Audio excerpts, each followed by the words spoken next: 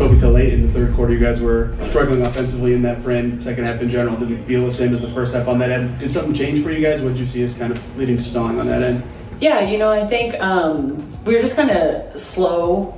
And every time that we're slow, especially defensively, it just somehow affects our offense. And so I think the thing that we just have to continue to do that kind of got us on the run we had before the last couple games was we were aggressive at the opponent attack on defense, and that led to easy transition buckets. That led to everyone being aggressive and on their front foot on the offensive end. And we have new players, and that's okay. But we just have to adjust, and we need them. We've faced a lot of adversity. But we should be used to that by now. It looked like the Indiana Fever has lost another game due to Kelsey Mitchell. Guys, for this one here, the Indiana Fever are in chaos, and the blame game has exploded because head coach Stephanie White and veteran guard Kelsey Mitchell are now being accused of pointing fingers at Sophie Cunningham after a string of humiliating blowout losses. Fans are stunned, insiders are buzzing, and the tension inside that locker room is boiling over. But this isn't just about one bad game or one heated moment. It's about a team unraveling under pressure, a star player caught in the middle of controversy, and a franchise that suddenly looks like it's eating itself alive. And the truth about what's happening behind the scenes is far more shocking than anyone expected. It all started with Sophie Cunningham putting herself right in the center of controversy. After a heated game, emotions spilled over, and she didn't hold back in her post-game comments. She accused the referees of showing crazy favoritism toward Paige Buchers, a rising superstar who's already becoming one of the most marketable faces in the league. For some players, that kind of frustration might have blown over quietly, but for Cunningham, it was gasoline on a fire that was already burning. This wasn't the first time she went after officials. Earlier in the season, she had already been slapped with fines for her officiating criticism, and the league doesn't look kindly on repeat offenders. Insiders are already saying another fine could be coming her way, which means the story wasn't just about one night, it was about a pattern. Fans reacted instantly, and as always, social media turned it into a battlefield. One side applauded Cunningham, calling her fearless and the only one with the guts to call out the obvious.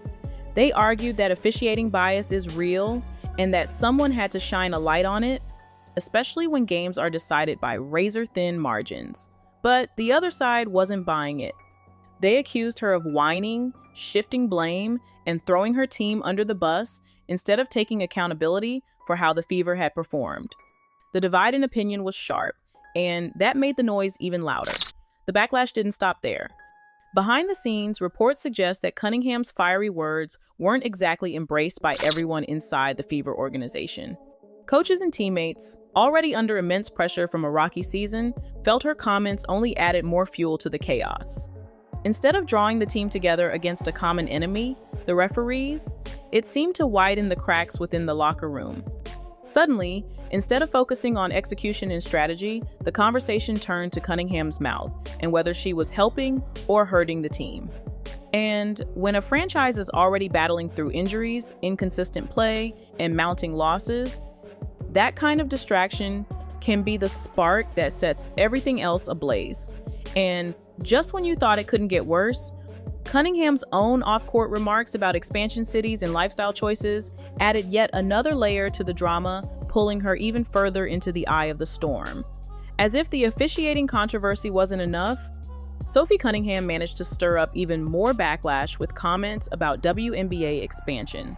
When asked about the league's plans to add new franchises, she dismissed certain cities like Detroit and Cleveland as places players wouldn't want to live, contrasting them with lifestyle destinations such as Miami or Nashville. What she probably thought was just an offhand remark instantly blew up. Fans in those cities took it as a direct insult, questioning why a player who hasn't exactly dominated the league felt bold enough to throw shade at entire markets. Media outlets seized on it, painting Cunningham as out of touch and disrespectful, and the reaction was brutal. The Los Angeles Sparks even joined in on the trolling, posting a pointed jab on social media that went viral, turning Cunningham's comment into a running joke across the WNBA fan base. Instead of talking about her contributions on the court, the spotlight shifted once again to her personality, her words, and her ability to create controversy wherever she goes. And for the Fever, a team already under the microscope, it was yet another distraction at the worst possible time. Inside the locker room, whispers started that veterans like Kelsey Mitchell and even head coach Stephanie White were growing frustrated.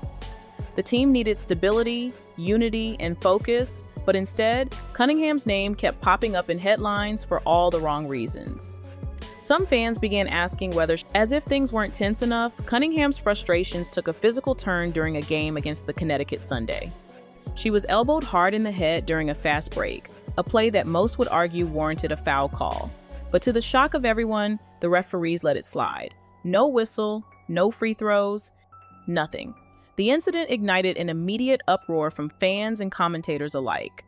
Social media was flooded with clips of the play, with many pointing out how egregious the non-call was, especially considering how hard Cunningham was hit. But the real kicker?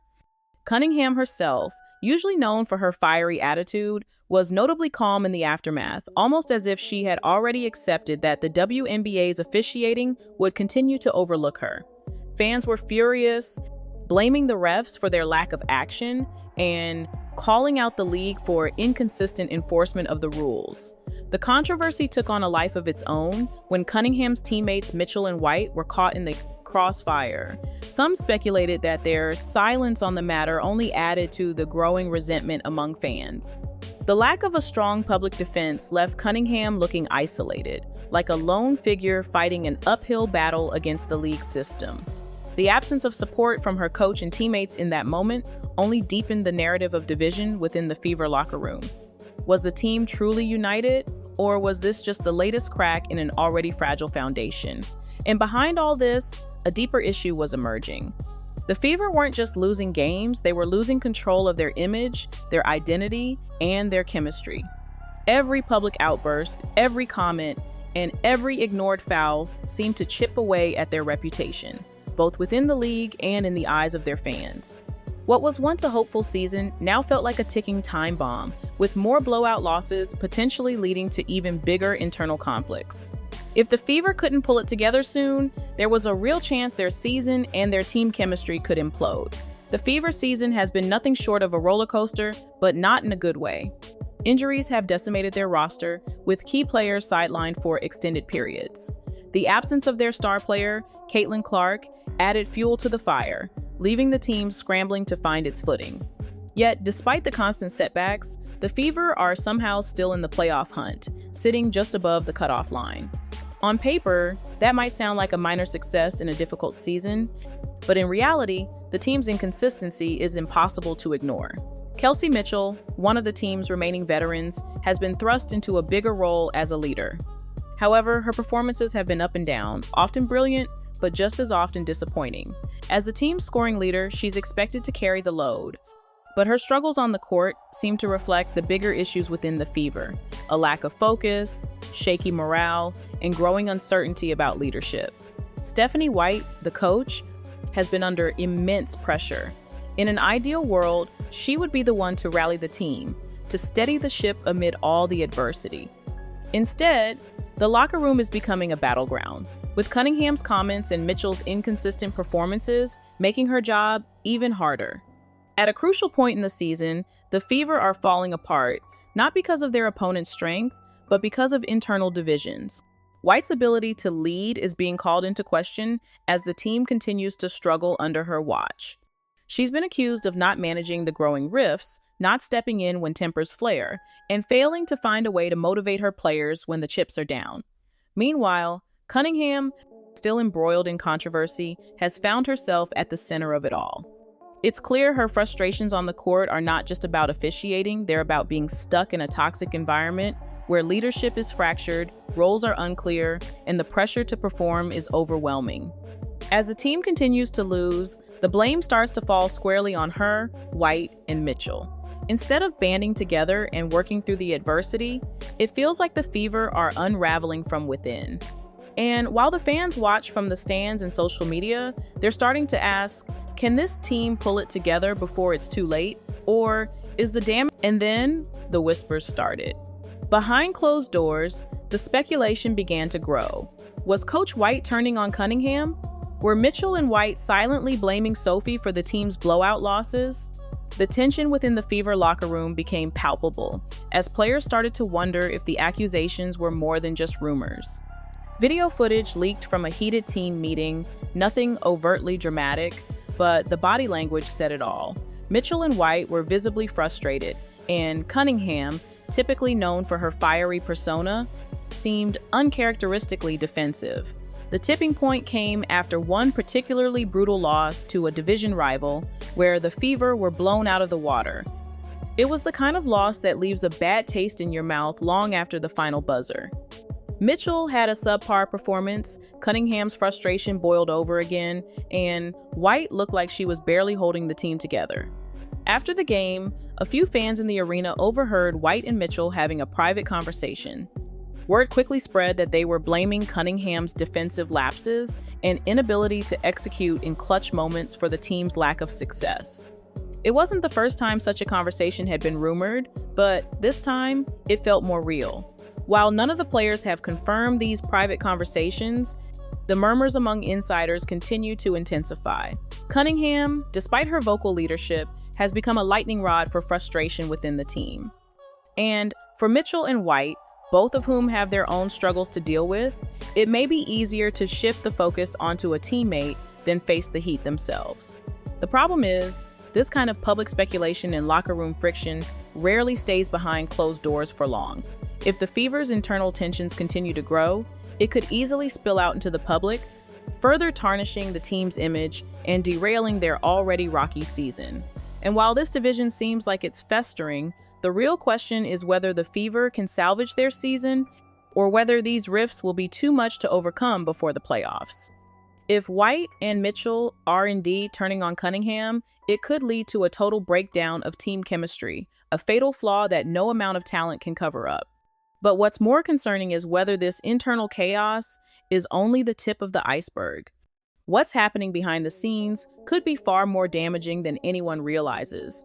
And it's not just about one player anymore, it's about the entire future of the franchise. The clock is ticking for the Indiana Fever, and their future is hanging by a thread. With the season rapidly approaching its most crucial stretch, the tension within the locker room couldn't have come at a worse time. If the team can't resolve the internal conflict, their playoff hopes could very well be dashed, no matter how talented their roster may be. The reality is harsh. A fractured locker room rarely leads to postseason success, especially when key players are pointing fingers at one another. And let's face it, the stakes couldn't be higher for Coach Stephanie White. She's tasked with the impossible challenge of uniting her players and finding a way to get them back on track, all while the media and fans are watching every move. A loss of trust in the coach or players could mean the end of the season if it hasn't already begun. But here's where things get even more complicated. White's leadership style is being put under a microscope. Is she too passive in dealing with internal drama? Or is she trying to manage a team